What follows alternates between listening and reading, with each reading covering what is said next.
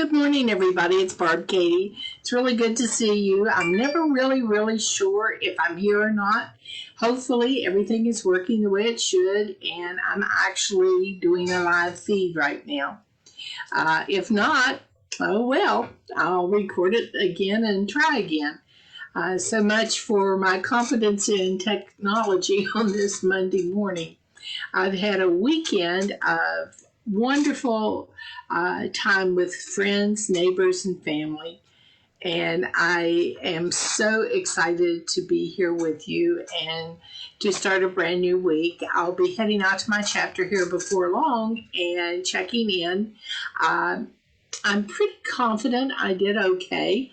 I never know for a definite sure until I step on that scale.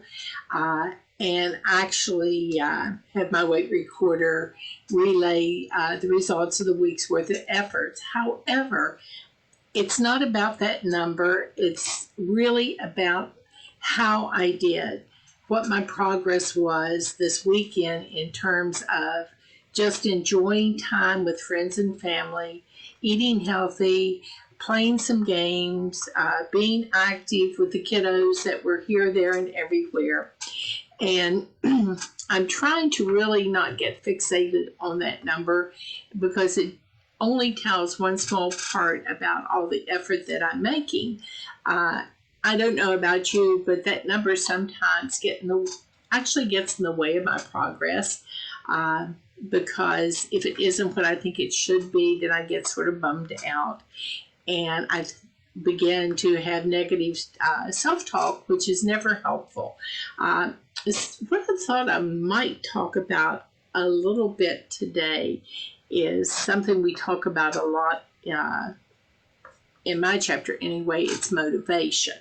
And motivation to me always sort of goes to that root word, motive. What is your motive? What is the reason why that you want to do this?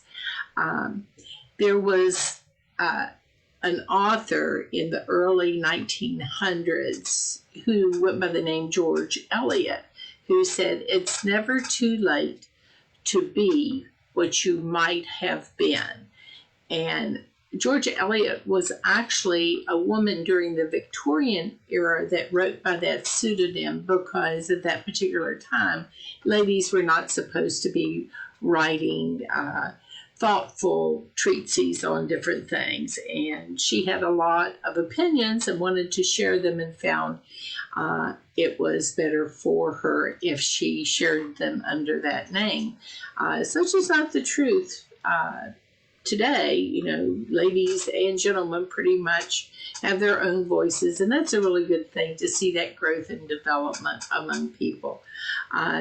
What I think today we might look at are some of the myths about motivation. One thing that I do know that is a myth is relying on motivation alone to achieve your goals will not get you there because motivation is pretty fickle. It comes and goes. It ebbs and flows. It's not a flat line. If you look at the graphic up over my shoulder, you'll see what I mean. When I first joined COPS, I thought, oh, this is going to be so easy. I'm just going to go in there, do the things I know I need to do, and like a straight line, I'm just going to shoot right to my goal and stay there forever after. Well, what I found out was, after I started, is the line is actually much more like a sine wave with peaks and valleys, and sometimes it even has curves and loops and dips and swirls. It's great when you're at the top, but when you're at the bottom, it can really feel hopeless and overwhelming. It takes everything you have just to keep on going once you realize that this isn't just a straight shot to happy ever after land. At least that's been my experience.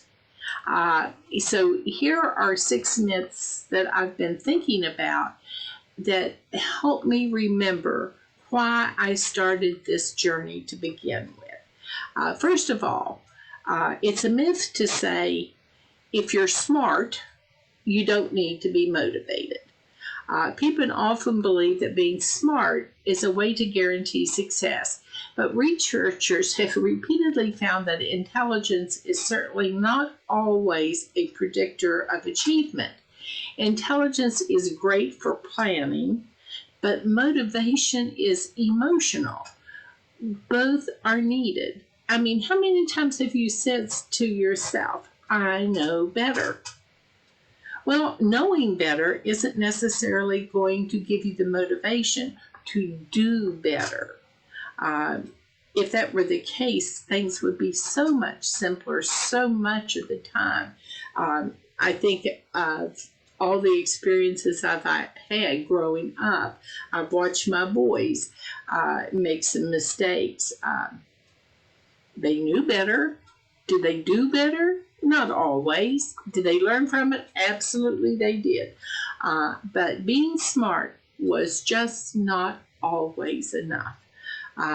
You still need to have some kind of motivation. Another myth that I've thought about quite a bit actually is how important it might be to visualize success if you want to see your dreams turn into realities. Of course, you have to imagine what your success will be, but that's just not enough.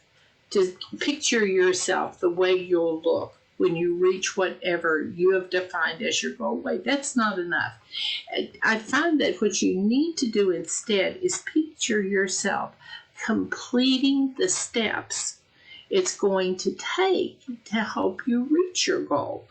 If you're trying to lose weight, envision yourself eating healthy and moving more, staying more active. Rather just than imagining yourself suddenly, magically at the weight you want as your target goal. Visualize yourself doing the steps it takes to accomplish what will get you to where you want to go. Another thing that, and I think sometimes my chapter is guilty of this, is realizing that just trying isn't always enough. You know, you hear, well, just do your best, or you did your best.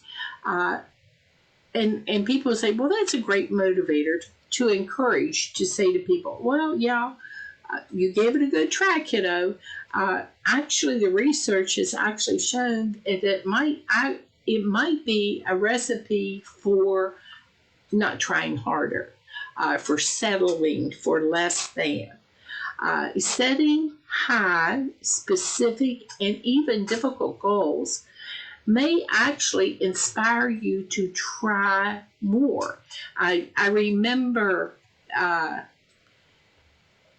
an old poster that was popular when I was a young woman, which was of the back of a person reaching up as high as they could, and the copy on the poster said, "Reach for the stars.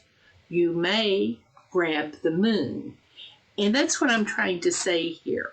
Maybe it's good to stretch, to set your goal, your target, just a little bit beyond what you would actually think you could accomplish, and then be delighted when you see that you exceeded your own expectations. The next time you're making a goal, choose something specific and set the bar high. You'll be amazed at how far you can actually go when you stretch that little bit further, just because you have set the bar a little bit higher. Another myth that I think I'm sometimes guilty of is saying to myself, well, I just don't have enough willpower. If I just had enough willpower, I know that I could just reach my goal with no problem. Well, willpower is certainly an important piece of the motivation puzzle, but it certainly isn't the be-all, end-all. There's the strength of my commitment. You know, how firmly am I committed to making the changes needed to accomplish what I want to accomplish. How high is my desire to reach my goal? Do I just think about it and say, well, that'd be nice?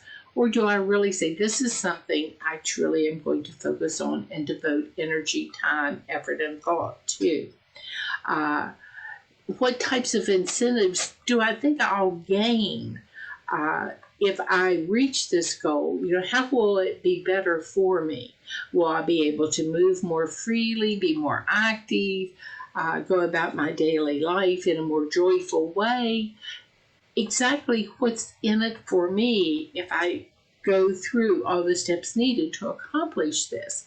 What obstacles am I going to face during critical stages in this process? When we're trying to get motivated, we need to make a plan that takes all these factors into account rather than just relying on willpower alone. To me, willpower is like a muscle, and you have to use it to keep it strong and healthy. But it works with all the other muscles as well to help you get to where you want to go. The fifth myth that I think about is fear. That fear is a great way to inspire motivation. And I've heard a lot of us, when we've been talking together, say this: I need a scare. I need somebody to say to me, this is life-threatening. Then that'll make me motivated enough to make the efforts I know I need to make. Fear does get you to move, but often not for the long run, maybe for a brief period of time. Again, rewards, reinforcement, especially positive reinforcement, usually are more effective strategies than punishment or scare tactics when it comes to motivating a person to continue to make an effort. You get to feeling a little bit better, and that fear sort of weakens and drops into the background and is no longer nearly as impactful as it was. Focus on what you'll receive in exchange for your hard work instead. Focus on being stronger, being healthier, being more active, rather than a fear of some terrible medical emergency that might occur if you don't change your ways. Might help you a little bit more in the long run to say, rather than maybe risking having a heart attack, I can actually make my heart stronger. To me, that would just be wonderful. In my case, the one fear I have, based on my family history, is losing a limb to diabetes, because I watched my mother's brothers and sisters and my mom suffer through this. So what I have focused on, instead of perhaps losing a limb, is how to prevent the onset of diabetes. To me, that's a much more helpful strategy in terms of staying positive in my journey. I want to keep, myself as strong and healthy as I can, given the genetic heritage that I carry with me. And all of us have that genetic background. The other myth is, don't think negatively about the setbacks. Yeah, they're disappointing. We all have them. They all happen to us for whatever reason. But we can look at the setbacks honestly and figure out why things did not go the way we thought they should. Then we can do better and do differently the next time. That'll give us motivation to keep on improving, showing that we can bounce back, that we aren't going to let things that are setbacks knock us to the ground and make us give up. So those are just some of the myths that I've been looking at when it comes to trying to keep my motivation strong as I travel this long and windy road to the best health I can possibly have now and into the future. And one of the things that keeps me focused on this is to remember why on that very first day that I walked into my very first meeting at my TOPS chapter, why I wanted to start this journey. What was the reason? Is it still valid? Does it still keep me focused and moving forward? Yeah, it does. I want to always remember that my goal is to live my best and most healthy and most active life. And I hope that's your baseline. Whatever it is, define it for yourself and let that be the core of your motivation as you move forward along whatever path you're following to get to that point you've determined is your target. I'm going to let you go now and get on with my day as you get on with yours. I hope your day is wonderful and bright and happy, and I will talk to you later. Bye-bye for now.